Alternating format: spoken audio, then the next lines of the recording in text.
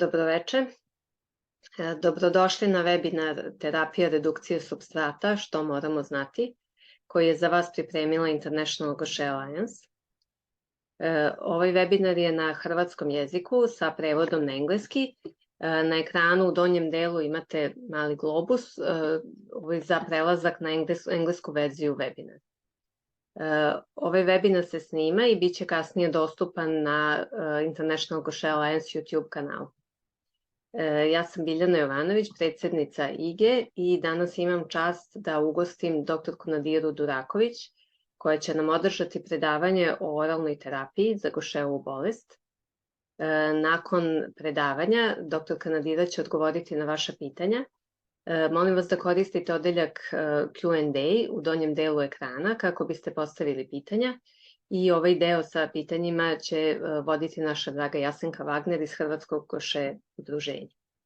Dr. Nadira Duraković je specijalistica interne medicine, subspecijalista hematologije, odjelna liječnica u Zavodu za hematologiju, u odjelu za transplantaciju krvotvornih matičnih stanica u KBC Zagreb. Izvanredna je profesorica u katedri za internu medicinu Medicinskog fakulteta Sveučilišta u Zagrebu.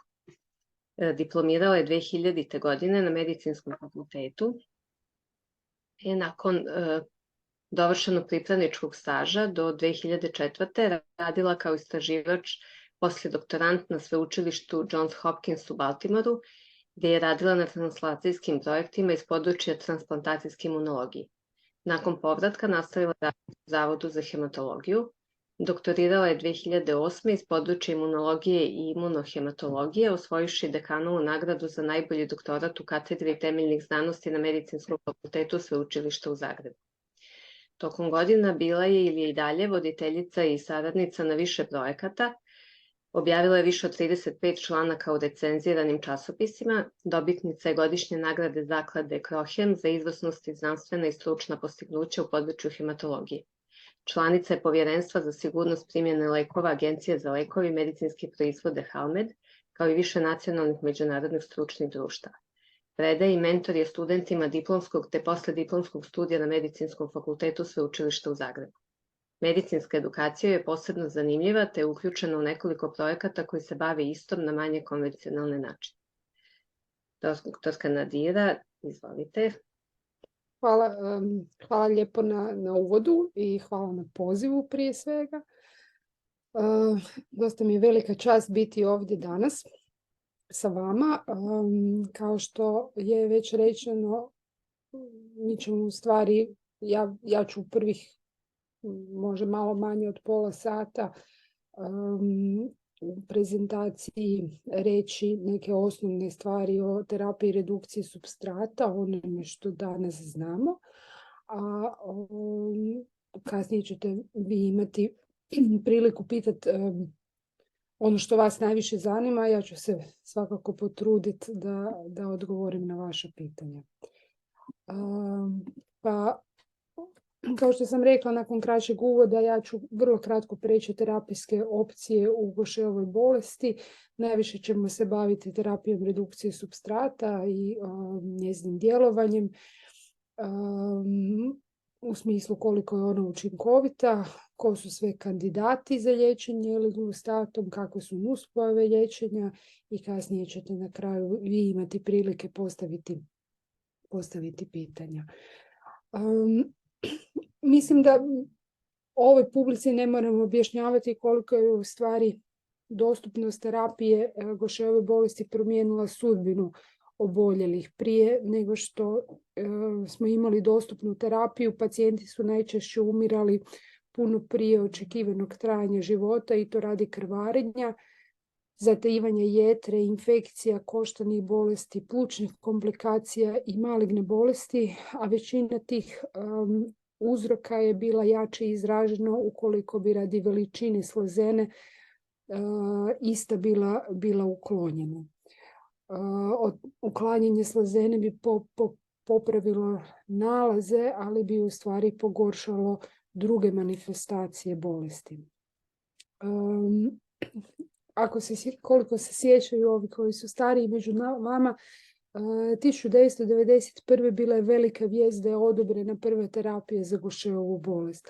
Ta prva terapija je bila placentalna algulceraza, zvala se ceredaza, i to je bila terapija koja se do koje se dolazilo na način da se iz placenti ekstrahirao enzim, što je bilo vrlo mukotrpno i jedan vrlo skupi postupak. Tako da su u to vrijeme godišnji troškovi liječenja jednog bolesnika iznosili $150,000 godišnje i to je u to vrijeme bio najskuplji prodavani lijek u Sjedinjenim Američkim Državama. Vrlo brzo, čak 3 godine nakon toga, je odobrena imigluceraza, lijek koji jako puno pacijenata i dan danas prima, i to je enzim koji se proizveo rekombinantnom tehnologijom, kao i velagluceraza koja je odobrena 2010. i taligluceraza koja je odobrena 2012. No međutim nama u Europi nije dostupna i koliko shvaćam neće ni biti u neko skorije vrijeme. Tako da u Hrvatskoj, ja vjerujem i u većini zemalja susjednih, su nam dostupni od enzimske nadomjesne terapije imigluceraza i velagluceraza alofa. Enzimska nadomjesna terapija je samim svojim dolaskom je nevjerojatno promijenila ishode bolesnika s Gaucherovom bolesti i produžila njihovo očekivano trajanje života. Ona zahtjeva intravensku primjenu u redovnim razmacima, što uglavnom u bolničkim uvjetima, što u stvari značajno narušava kvalitetu života, no međutim to je cijena koju su mnogi pacijenti vrlo spremni bili prihvatiti, pogotovo oni koji su imali jako izraženu bolest prije nego što je enzim došao na tržište. No međutim, sa dolaskom enzima na tržište isto tako se pojavio problem dostupnosti, odnosno dostupnosti terapije u određenim državama koje nisu bile veće platežne moći. Obzirom da je cijena terapije, rekli smo da je to bila najskuplja terapija svojedobno uopće globalno i dan danas je jedna od skupljih terapija koje imamo u stvari dostupne, barem u Hrvatskoj. A svakako je globalna opskrba lijekom isto tako u jednom trenutku, oni koji se sjećaju, došla u pitanje nakon što je bilo problema u tvornici koja je proizvodila imiglucerazu. Tako da sama terapija enzimima nije bez komplikacija, odnosno nije bez logističkih poteškoća. Rekli smo već da se primjenjuje u bolničkim uvjetima uglavnom intravenski kroz 1 do 2 sata i svakih 14 dana de facto doživotno.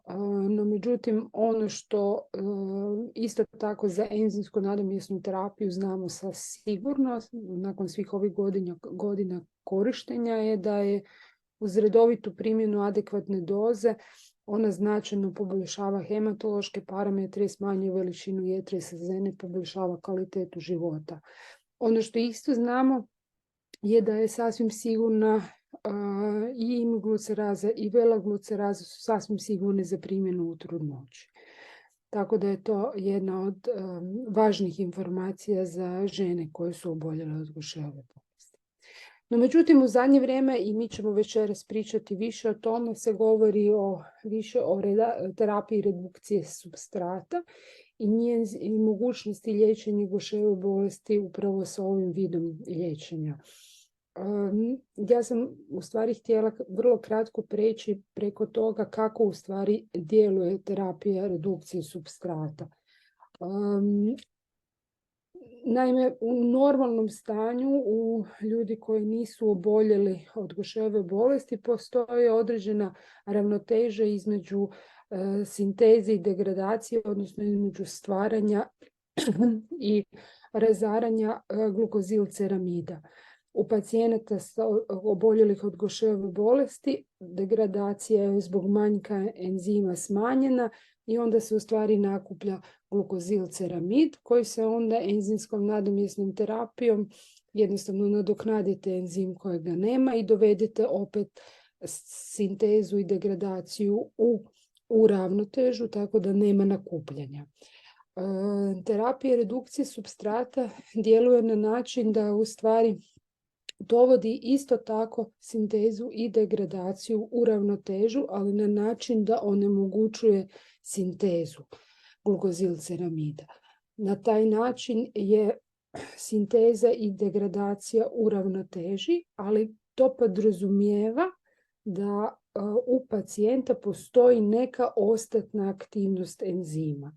Većina pacijenata od Gaucherove bolesti ima ostatnu aktivnost enzima. Ona nije dovoljna da bi sav glukozilceramid preradila, ali nešto ipak radi i ovakav vid terapije u stvari pomaže da to bude u stvari dovoljno. Na drugi način sam to isto preuzela ovu sliku, čisto ako da možda malo bolje objasnim. Dakle, ceramid i glukoza se, glukozilceramid sintetazom pretvaraju u glukozilceramid, on se onda degradira nazad u ceramid i glukozu uz djelovanje enzima glukocerebrozidaze koje nema u Gaucherove bolesti. I onda je mi u enzimskoj nadomjesnoj terapiji samo nadoknađujemo. No međutim, jednako tako možemo i onemogućiti djelovanje ove sintetaze i smanjiti nakupljanje glukozilceramida. Ne znam koliko vam je to jasno, no međutim, u stvari je vrlo inovativna terapija. I dugo se vremena u stvari istraživači bave pokušajima da na taj način pomognu oboljelima od Gaucherove bolesti. I prvi takav lijek koji radi na tom principu je bio miglustat. I miglustat je odobren još relativno davne 2002. u Europskoj uniji.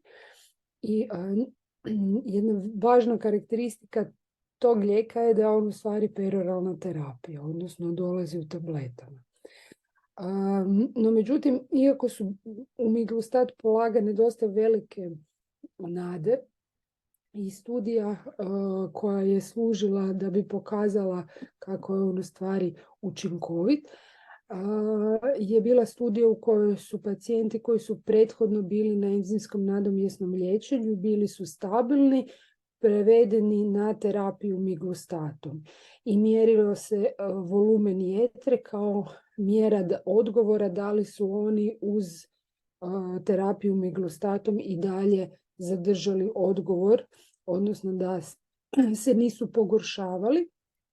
I u stvari taj cilj studije je bio dosegnut. Zaista je lijek bio, što se toga tiče, djelotvoran, ali polovica pacijenata je prekinula liječenje zbog vrlo visoke učestalosti nuspojava, što je u stvari bilo uzrokovano činjenicom da osim na glukozilceramid sintetazu, taj enzim koji nam je zanimljiv da ga blokiramo, miglustat isto tako istovremeno djeluje na druge enzime i pogotovo na enzime u našem probavnom sustavu, na crijevne enzime i jetrene enzime, tako da u stvari izaziva značajne gastrointestinalne nuspojave kao što je proljev, bol u želucu, povraćanje i zatvor. I osim toga, razne neurološke nuspojave su zabilježene, slabost, grčenje mišića, nekakve nesigurnosti u hodu, vrtoglavice i slično, kao i sklonost krvarenju i otežane i neredovite menstruacije. Tako da je u stvari zbog tog svog vrlo negativnog sigurnosnog profila taj lijek i danas odobren, ali je odobren samo u onih pacijenata koji iz nekog razloga ne mogu biti liječeni enzimskom nadomjesnom terapijom. Dakle, nikad nije dobio taj status da je jednako vrijedan, jednako dobar kao enzimska nadomjesna terapija. Nakon njega je došao eliglustat i to je lijek s kojim većina nas ima puno više iskustva. Eliglustat je analog ceramida koji vrlo snažno i vrlo specifično inhibira glukozilceramid sintetazu. Dakle, on ne inhibira nikakve intestinalne enzime u crijevima i u stvari ne izaziva značajnije gastrointestinalne nuspojave kao što to radi omiglustat. Ono što je specifično, o čemu ćemo još malo kasnije detaljnije govoriti, on se uglavnom metabolizira, dakle razgrađuje se putem citokroma CYP2D6 i u manjoj mjeri putem citokroma CYP3A. I to je u stvari njegova vrlo važna karakteristika što se doziranja i nuspojava tiče. Kada je kompanija koja je proizvela eliglustat dizajnirala studije kojim bi ga dovela na tržište, to je bio do tad neviđeni jedan istraživački poduhvat gdje su oni u stvari preko 390 bolesnika sa Gaucherovom bolesti uključili u program istraživanja eliglustata, što ako uzmemo u obzir da je riječ o rijetkoj bolesti je zaista veliki poduhvat. I oni su kroz 4 studije prikupili vrlo značajne rezultate i znanja o tome kako djeluje eliglustat i koji je njegov sigurnosni profil. Tako da u trenutku kada je lijek došao na tržište, imali smo već jako puno informacije o tome kakav je to lijek, kako djeluje i na šta treba paziti. Ono na što sigurno treba paziti je taj metabolizam CYP2D6. Dakle, mi se svi međusobno razlikujemo po tome koliko nam brzo radi taj enzim koji razgrađuje eliglustat. I u stvari ljudi se nekako mogu podijeliti. Najveći broj ljudi pripada skupini normalnih, srednjih i slabih metabolizatora. Dakle, normalni metabolizatori imaju normalnu aktivnost tog enzima, srednji metabolizatori imaju nešto malo smanjenu aktivnost tog enzima, a slabi metabolizatori nemaju aktivnost tog enzima i kod njih se sav eliglustat razrađuje putem ovog drugog enzima. Otprilike 5% ljudi pripada skupini ultrabrzih metabolizatora, odnosno onih kod kojih metabolizam ne može biti određen.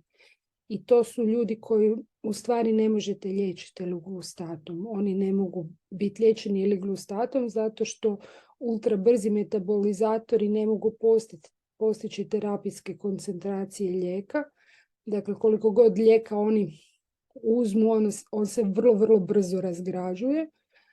A ako kod neke osobe ne možemo odrediti brzinu metabolizma CYP2D6, onda u stvari ne znamo kako na siguran način dozirati lijek, pa je onda u stvari kontraindicirano davati taj lijek da se pacijent ne bi ugrozio.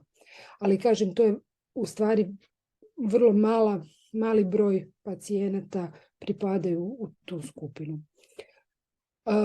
Pa onda je to nalaz koji kada razmatramo da li nekog možemo ili ne možemo liječiti eliglustatom, to je jedan test kojeg prije svega prvo treba napraviti. Treba odrediti kakva je brzina metabolizma u te konkretne osobe, kako bi onda, ovisno o tome koliki je brzi metabolizam, odredili koliku dozu lijeka ta osoba treba dobivati.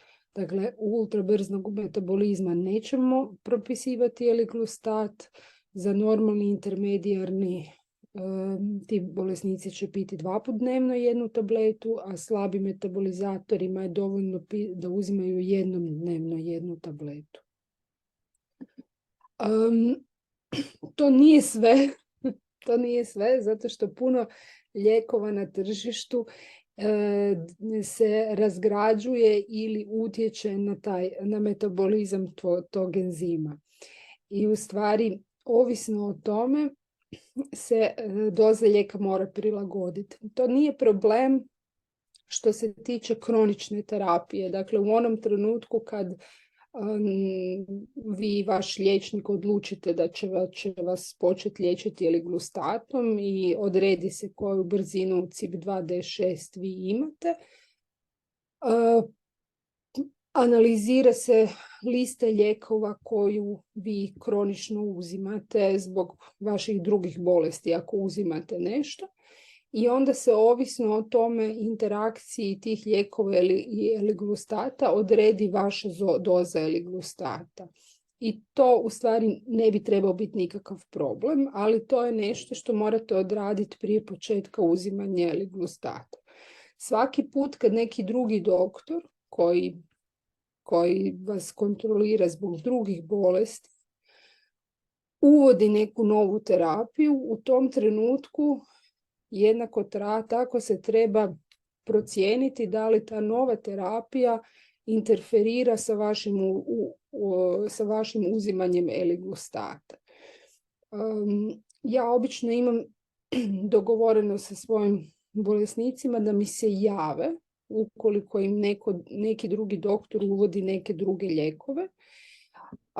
Isto tako ako se uvodi lijek tipa antibiotika ili antifungalne terapije koja će trajati samo 10 dana, onda je vjerojatno mudro uopće prekinuti uzimati eliglustat. Ali ako se uvodi neka terapija koju ćete uzimati mjesecima, onda se jednostavno mora ta terapija prilagoditi uzimanju eliglustata i provjeriti da li međusobno ti lijekovi interferiraju.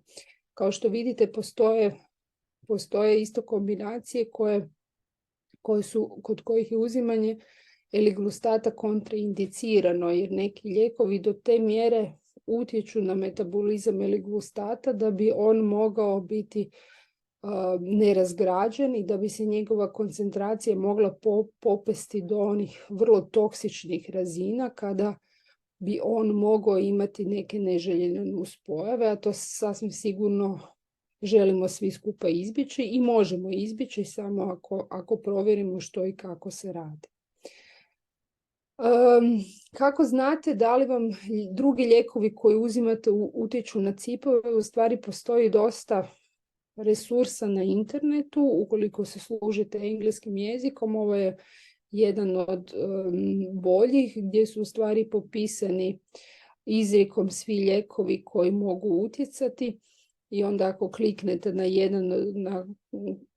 neki od lijekova, oni će vam točno reći da li je to jaki inhibitor, slabi inhibitor, odnosno na koji način taj konkretni lijek utječe na CYP2D6. No međutim, ukoliko niste sigurni, uvijek je puno bolje konzultirati se sa vašim liječnikom koji vam je propisao eliglustat i zamoliti da provjeri da li je sigurno da nastavite uzimati eliglustat u dozi u kojoj ste ga do sada uzimali uz tu novu terapiju. Isto tako postoji ovaj drugs.com u koji se u stvari upišu lijekovi po redu, jedan za drugim.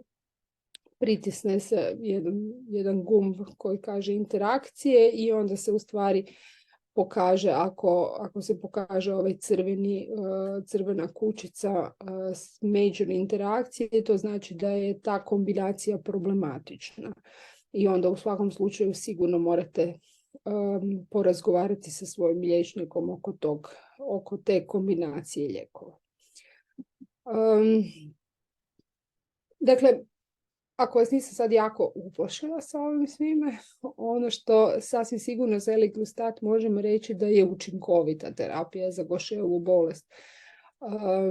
Najbolje je to pokazano u 2 od 4 studije koje su provedene, ću vam ja samo kratko objasniti. Dakle, jedna se zvala, studija faze 3 se zvala Engage, gdje je u stvari su do tada neliječene bolesnike liječili jednu skupinu sa eliglustatom, a drugu skupinu sa placebom i nakon 9 mjeseci su pokazali da je skupina koja je primala placebo pomalo povećavala dalje slezenu, veličinu slezene, veličinu jetre i da i dalje imala niže vrijednosti trombocita, odnosno hemoglobina, a skupina pacijenata koja je liječena eliglustatom, odnosno cardelgom, je značajno u tih de facto kratkih 9 mjeseci smanjila veličinu i slezene i jetre i podigla razinu hemoglobina i razinu trombocita.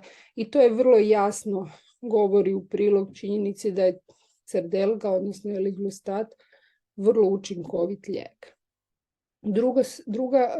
Drugo važno istraživanje iz tog doba je studija faze 3, odnosno ENCORE, u kojoj su uključeni pacijenti koji su do tad bili liječeni enzimskom nadomjesnom terapijom i bili u stabilnoj fazi bolesti, i onda su polovicu njih, odnosno trećinu njih su nastavili liječiti imuglucerazom, a 2/3 su nastavili liječiti sa eliglustatom sljedećih 12 mjeseci i usporedili su kako su se kretali njihovi nalazi. I u stvari našli su da nije bilo nikakvih značajnih odstupanja u onih koji su bili liječeni eliglustatom u odnosu na one koji su nastavili dobivati enzimsku nadomjesnu terapiju. Dakle, time su dokazali da pacijenti koji su do tad liječeni enzimskom nadomjesnom terapijom i bili stabilno, dakle postignuli nekakve terapijske ciljeve koji su bili zamišljeni, mogu biti prebačeni na eliglustat i da će u stvari zadržati te postignute terapijske ciljeve ako se nastave liječiti eliglustatom, jednako kao što bi bilo da nastave dobivati enzimsku nadomjesnu terapiju. Ono što kompanija nikad nije napravila istraživanje u koje u stvari uzela neliječene pacijente i jednima dala eliglustat, a drugima imuglucerazu i gledala kako će se ponašati jedna, odnosno druga skupina. To su napravili u stvari tako da su uzeli podatke iz istraživanja i usporedili ih s podacima pacijenata koji su u registru. Što nije do kraja znanstveno najtočnije, no međutim daje informaciju. I u stvari su u toj studiji pokazali da se početak liječenja eliglustatom može usporediti sa pacijentima koji su od početka liječeni imuglucerazom u stvarnom životu. I u stvari nema nikakve sumnje da je lijek nije učinkovit. Lijek je učinkovit.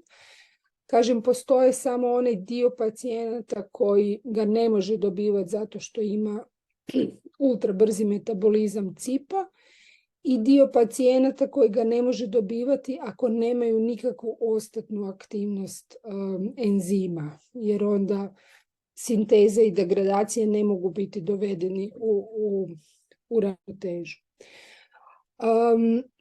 Ali uvijek se postavlja pitanje, pogotovo kad lijek tek dođe na tržište, da li je siguran.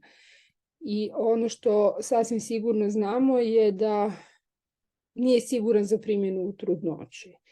I to bih htjela odmah naglasiti, dakle za one pacijentice koje planiraju trudnoću, one mogu biti liječene eliglustatom, ali u trenutku početka planiranja trudnoće trebaju biti vraćene na terapiju enzimom ponovno do završetka trudnoće. A što se tiče drugog sigurnosnog profila, objedinjeni su podaci preko 390 pacijenata koji su bili studirani u tim studijama o eliglustatu i ovo su nekakvi njihovi ukupni podaci što se tiče nuspojava. Ovo su najčešći neželjeni događaji koji su zabilježeni. Zabilježena je glavobolja u 17% bolesnika, artralgija, dakle bolovi u zglobovima otprilike 15% bolesnika, a ovdje su i te iste nuspojave izražene samo u ovoj studiji koja je bila kontrolirana sa placebom. Dakle, 40% bolesnika koji su primali eliglustat su imali glavobolju, ali ih je imalo i 30% koji su primali placebo. Tako da to treba uzeti sa zrnom soli. Jednako artralgije su ipak bile češće u skupini koja je primala eliglustat u odnosu na skupinu koja je primala placebo. Također sljedeći najznačajniji i najčešći neželjeni događaji su bili upala nazofarinksa i infekcija gornjih dišnih puteva. Oprostite, koja je isto tako bila 15% pacijenata na Cerdelgi je imalo nazofaringitis, niko koji je imao placebo, ali infekciju gornjih dišnih puteva, što isto je nazofaringitis. To je samo pitanje kako je istraživač odlučio nazvati tu nuspojavu. 5% pacijenata koji imali Cerdelgu je imalo infekciju gornjih dišnih puteva, a čak 20% onih na placebu. Tako da se čini da to u stvari nije nuspojava koja je nužno vezana uz primjenu eliglustata. Proljev, ako se sjećate, miglustat je izazivao nesnosne proljeve. Ovdje je to prijavljivano samo od 10% pacijenata i to ovdje vidite češće u placebo skupini, a vrtoglavica je prijavljena na otprilike 10% bolesnika, isto tako češće u placebo skupini. Ono što sam ja u stvari smatrala jako značajnim iz ovog istraživanja je da se najviše nuspojava javljalo u prvih 6 mjeseci. I to je, kasnije su se te nuspojave sporadično bilježile, ali najviše nuspojava su pacijenti prijavljivali u prvih 6 mjeseci. I čini se da ukoliko se na neki način izgura tih prvih 6 mjeseci, da nakon toga nuspojava ima manje ili su blaže, pa se u stvari nisu bilježile. Iste slične podatke smo vidjeli i iz takozvanih, ovo su bili podaci iz studija, ovo su podaci u jednoj publikaciji iz stvarnog života, gdje su istraživači iz Izraela pratili svojih prvih 29 bolesnika koji su stavili na eliglustat, koji su prethodno bili na enzimskom nadomjesnom liječenju i u stvari su bilježili uspješnost terapije, ali i nuspojave. Oni su prethodno bili u prosjeku 13 godina na enzimskom nadomjesnom liječenju, a na eliglustatu u prosjeku 7 mjeseci. I oni su isto tako otpisali najčešće nekakve gastrointestinalne probleme, žgaravice, dispepsiju, i to u čak 50% bolesnika. 1/4 je prijavljivala bolove u prsima, kašalj i nedostatak zraka je 10% bolesnika prijavilo, 14% je imalo urtikariju, dakle onaj alergijski osip, i 7% druge alergijske reakcije, a 9 bolesnika su u stvari morali prekinuti terapiju zbog nuspojava. I ovdje isto najviše medijan vremena do prekida je bio 4 mjeseca. Dakle, svi oni koji su prekinuli su uglavnom prekinuli vrlo rano nakon što su počeli dobivati eliglustat, su prekinuli zbog nuspojava. Kad smo bili u Zagrebu, jako puno pacijenata se brinulo oko kardioloških nuspojava. I u stvari njih nema previše.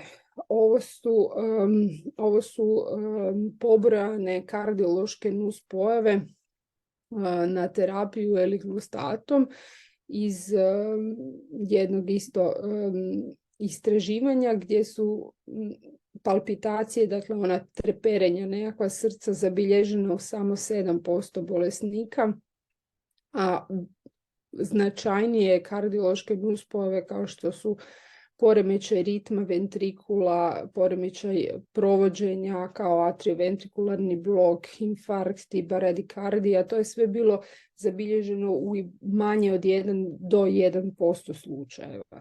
Dakle, ništa od tih kardioloških nuspojava nije bilo ni izbliza toliko učestalo da bi se posebno oko kardioloških nuspojava trebali bojati. Ono što je činjenica je da je u stvari kardiološke nuspojave su svima ostale u uhu, zato što je kad je eliglustat prvo istraživan je postojala bojazan da će utjecati na parametre EKG-a, odnosno provođenja impulsa kroz srčani mišić. No međutim, nađeno je da, i zato su se u stvari u tim inicijalnim testiranjima eliglustata isključivali pacijenti koji su imali bilo kakve srčane poteškoće, bilo kakve poremećaje provođenja, bilo kakav nenormalni EKG. Niko od takvih pacijenata nije uključen u studiju. I samim time, s obzirom da i nismo takve ljude uključivali u studiju, onda regulatori ovi koji odobravaju lijek ne dozvoljavaju da se takvi ljudi onda liječe tim lijekom jer nije lijek ispitan na njima.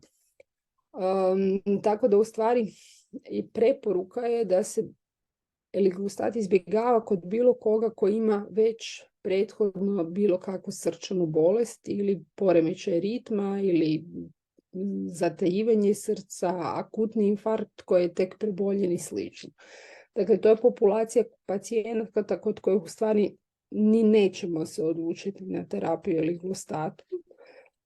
Ali ono što je kasnije postalo jasno je da ako se pridržavate kontraindikacije za primjenu i ako se pridržavate doziranja lijeka, pogotovo ako se pazi na interakcije sa drugim lijekovima, eliglustat ne produljuje EKG intervale i nema utjecaja na provođenje, na srčano provođenje. Dakle, samo je strahovito bitno kada se lijek kombinira sa drugim lijekovima, provjeriti da li oni ulaze u interakciju i da li bi eventualno to bila interakcija radi kojeg bi se doza eliglustata trebala smanjiti.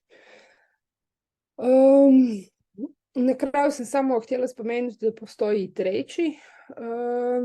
treći lijek koji pripada u ovu skupinu terapije redukcije supstrata, to je venglustat. Ali venglustat je tek u fazi istraživanja. Ono radi čega mu se veselimo je da se čini da penetrira eliglustat u mozak, ali eliglustat kako uđe tako se odmah izbaci van, a čini se da venglustat uspijeva zadržati koncentraciju unutar središnjeg živčanog sustava i u stvari se istražuje u kombinaciji sa enzimskom nadomjesnom terapijom za Gaucherovu bolest tipa 3. I u zaključku bi ja samo spomenula dakle, da je eliglustat učinkovita terapijska opcija u oboljelih od Gaucherove bolesti. Tu nema nikakve sumnje, to je dobar lijek.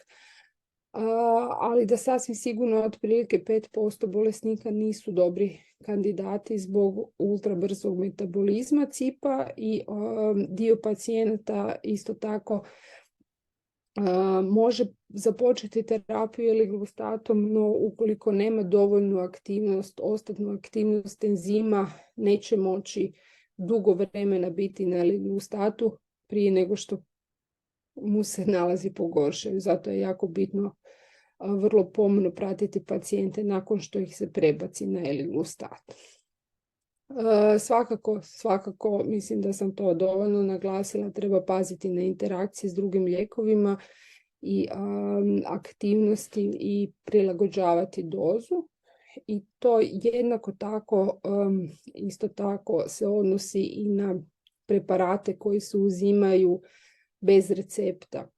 Dakle, na ovim interaction checkerima vam isto tako postoji jedan dio koji se bavi svim onim supstancama koje možete kupiti u apoteci, možete kupiti u DM-u i u sličnim dućanima koji imaju aktivnost i isto tako mogu ulaziti u interakcije sa lijekovima. Morate biti oprezni kad ste na eliglustatu koje sve preparate uzimate koji eventualno mogu doći u interakciju. I ja mislim da sam ja time tako je završila.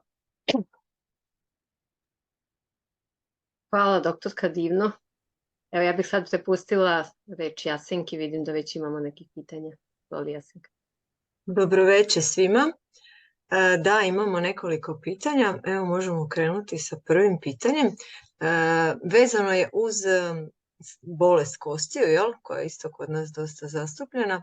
Pitanje kako eliglustat utječe na kosti, odnosno postoje neka istraživanja koja kažu da bi on možda bio bolji lijek za liječenje kosti od do prijašnjih terapija. On je dobra opcija i za ljude koji imaju koštanu bolest. Koliko je bolja opcija, nisam do kraja uvjerena. Mislim da pravog istraživanja gdje bi usporedili djelovanje eliglustata sa recimo enzimskom nadomjesnom terapijom u maksimalnoj dozi, što jako malo pacijenata u stvari prima, da bi to bilo najbolji način da se provjeri koja je terapija u stvari bolja što se kostiju tiče, ali sigurno je dobra opcija i za koštanu bolest. Da, i teško je smanjivati dozu, odnosno na enzim, dobro. Drugo pitanje, ja ću odmah prevesti, ona su na engleskom. Da li je preporučivo testirati rezidualnu enzimsku aktivnost? Pretpostavljam rezidualna enzimska aktivnost se testira, u stvari imate kad se postavi dijagnoza, dokazuje se enzimska aktivnost koja je vrlo, vrlo rijetko nula. Većina pacijenata ima smanjenu enzimsku reaktivnost, ne posve nepostojeću. No, međutim, koliko je to biološki točno, to ne znamo. U smislu da nam to da li još uvijek imate 3% ili imate 7% aktivnosti, to ne korelira sa aktivnosti u stvarnom svijetu. Ne znam, jesam to dobro objasnila, Jasenka. Ali u stvari ne bi nam bila informativna taj podatak nam nije informativan u smislu da li će eliglustat djelovati ili neće djelovati. Najinformativnije nam je pacijentu dati eliglustat i onda obično se preporuča, pogotovo u prve 2 godine, vrlo pomno pratiti tog pacijenta. I ako vidite da taj pacijent pogoršava nalaze u smislu da padaju trombociti, da se povećava slezena, onda on biološki nema dovoljnu rezidualnu aktivnost da bi bio dalje na terapiji eliglustatom i onda takvog pacijenta morate vratiti nazad na enzim. Tako da se taj test se u stvari radi uživo za svakog individualnog pacijenta. Da, većina nas ima taj podatak prilikom postavljanja dijagnoze, ali ja bi to možda pojednostavila, na primjer, ako neko ima aktivnost 9%, a neko drugi 11%, ne znači da će ovaj 17% bolje odgovoriti na terapiju sa delgom. Eto, recimo to tako pojednostavljeno. Dobro, sad ovo je više iskustvo osobno jednog pacijenta. Znači, radi se o pacijentu koji uzima Cerdelgu već nekoliko godina i odgovara mu ta terapija. Nije imao nikakvih nuspojava, dosta je fizički aktivan, bavi se sportom, no otkad uzima ovu vrstu terapiju, javljaju mu se neke promjene koje ne može povezati sa terapijom. Povećana anksioznost i u posljednje vrijeme mu se pojavili problemi sa funkcioniranjem pituitary gland, to je pomozi mi nadvira, hipofize i povećani su mu porasli su hormoni kao hiperaktivnost žlijezde i nisu sigurno liječnici zašto se sad to pojavilo. Može li to biti povezano s ovim lijekom? I da li znate da su se takvi problemi javili kod drugih pacijenata koji su na Cerdelgi? Ja ne znam. Nikad nisam čula za nekakve takve probleme tog tipa sa hipofizom, jednako tako ni sa anksioznošću. Tako da, naravno sve je moguće, pogotovo ako postoji neka vremenska povezanost i vjerojatno dobar test bi bio da se ta povezanost dokaže da se prekine primjena L-glustata i da se vidi kako će se hipofiza ponašati u sljedećih 1 do 2. Ako je to veliki zdravstveni problem, to je nešto što se isplati napraviti. Dobro. Da vidimo imamo li još pitanja. Dobro, za sad nemamo. Osim recimo te rezidualne aktivnosti enzima, koji bi još mogao biti razlog da nekom ipak ne odgovara ova terapija? Moram priznati da ne znam, ali dakle jedino, kažem, ta rezidualna aktivnost, ako neko nema dovoljno, onda ta ravnoteža ne može biti postignuta. Uvijek kad se uzima peroralna terapija i ako pacijent ne pokazuje onu razinu odgovora koju biste očekivali, uvijek se mora razmisliti o tome da li pacijent uzima terapiju na vrijeme, odnosno redovito. Sa enzimskom nadomjesnom terapijom to je relativno jednostavno na neki način kontrolirati. Imate terapiju svakih 14 dana i onda svi znamo je li netko došao na primjenu enzima ili nije. Tablete naši pacijenti dobivaju mjesečnu zalihu i u stvari na njima je da se sjete svako jutro i svako večer popiti lijek.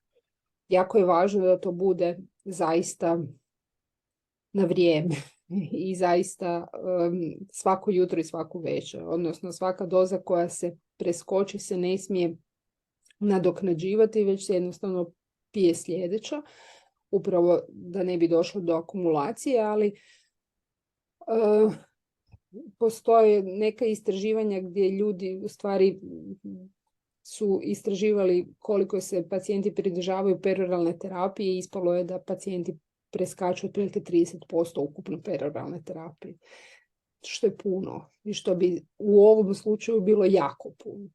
Tako da je to nešto na što uvijek recimo doktori obraćaju pažnju ako neko ne odgovara na liječenje u onoj mjeri u kojoj se to očekuje.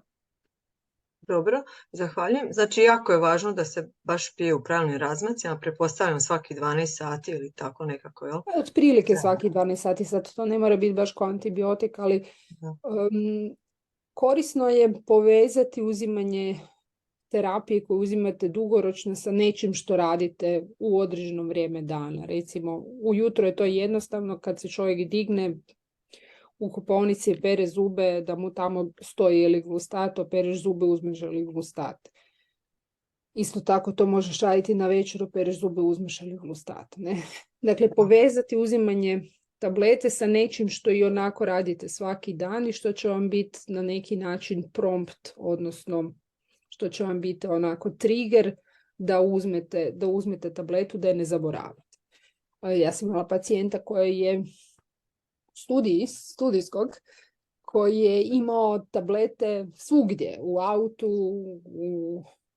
na poslu, kod kuće, u slučaju da zaboravi kod kuće, da popije kad dođe na posao. Ali onda ne znate jeste li popili taj dan ili niste popili taj. To je u stvari jako zbunjujuće. Ja bih rekla da to nije dobra metoda. Mislim da je dobra metoda uvijek piti nekako u isto vrijeme, u nekoj istoj fazi dana. Da, uvesi u neku tešku rutinu. Da. Evo imamo još jedno pitanje. Da li je moguće oralnu terapiju koristiti kod djece? Bez obzira, nije važno da li se u našim krajima koristi, da li se u svijetu primjenjuje kod djece. Mislim da nije registrirana za djecu, odnosno za mlađe od 18 godina. Sva istraživanja su bila 18 godina i više. Tako da mislim da nije registrirana, to bi trebala pogledati. Dobro, imamo pitanje Aha, da li biste preporučili uz srdelku da se bude na konstantnoj kontracepciji istovremeno, jel? Dok se... Da li bi Mislim, preporučili kontracepciju ukratko uz srdelku? Da sam ja bi bila na kontracepciji. Zato što ako vam se dogodi da ostanete trudni za vrijeme dok ste na crdelgi, onda obično žene saznaju da su trudne najranije 5-6 tjedana nakon začeća, kada je u stvari organogeneza već odmaknula, i onda postaviti to pitanje da li pobaciti ili zadržati plod je u stvari jako, jako teško donijeti pravilnu odluku, ja bih rekla. Tako da bih ja sasvim sigurno, da je o meni riječ, ja bi koristila kontracepciju u trenutku kad bih htjela planirati obitelj, onda bi prešla nazad na enzim i počela planirati obitelj 3 mjeseca nakon što sam već na enzimu. Jer želite imati zdravo dijete. Jasenka, ja te ne čujem više.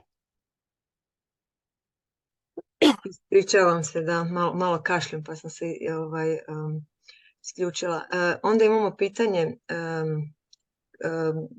što mislite, odnosno kakvi su spoznaje o kombiniranoj terapiji, znači enzimske, nadomjesne i supstrat reducirajuće, kao nekakva istovremena primjena, jel?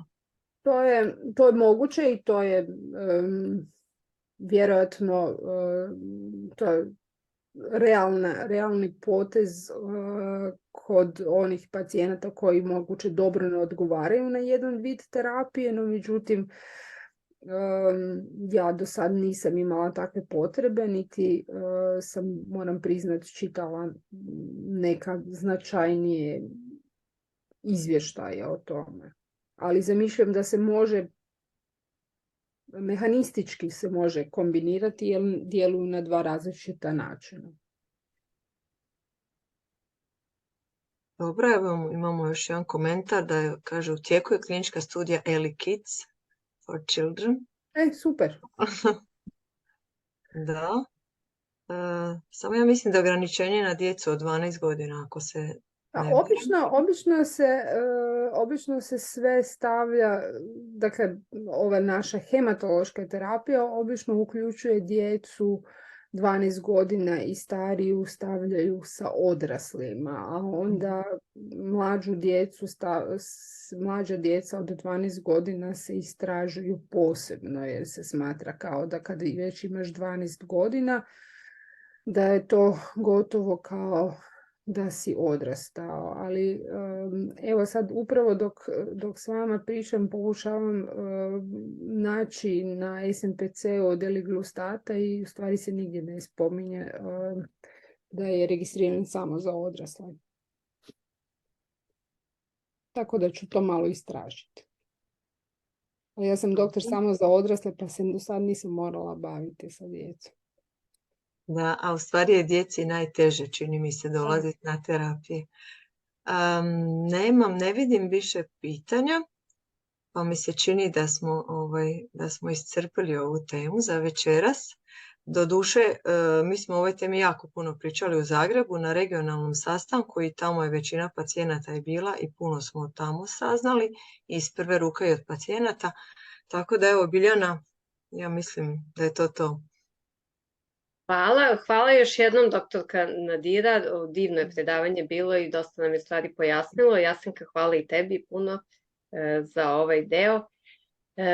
Znači, bit će webinar snimljen i na YouTube-u uskoro. Hvala vam svima što ste bili sa nama. Laku noć. Hvala svima na pozivu i laku noć i doviđenja. Lijep pozdrav svima, laku noć.